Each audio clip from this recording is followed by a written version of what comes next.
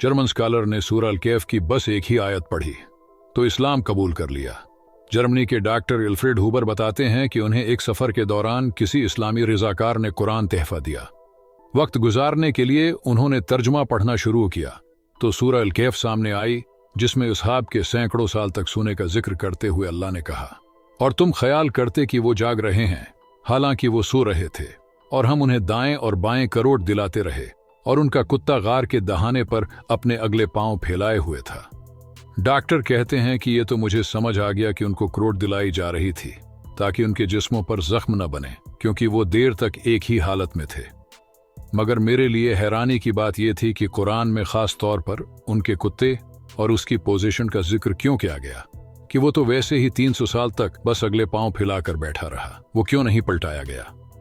इस बात ने डॉक्टर को मजीद तहकीक पर अभारा और उसने कुत्तों की जिस्मानी साखत का मुतालिहा किया तो इंकिशाफ हुआ कि कुत्ते की जिल्द के नीचे ऐसे गदूद पाए जाते हैं जो उसकी जिंदगी में एक खास मादा खारिज करते हैं जो जिस्म के अंदर जख्म या सुड़न नहीं होने देता, चाहे वो हरकत न भी करे।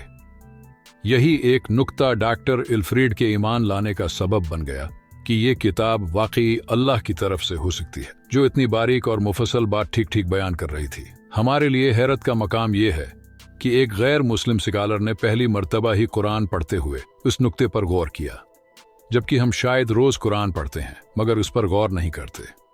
हालांकि अल्लाह ने फरमाया, ये एक बाबरकत किताब है जो हमने तुम पर नाजिल की है ताकि लोग उसकी आयात पर गौर करें और अक्ल वाले नसीहत हासिल करें। अल्लाह हम सबको कुरान न सिर्फ पढ़ने बल्कि समझने की भी तौफीक दे। आमीन।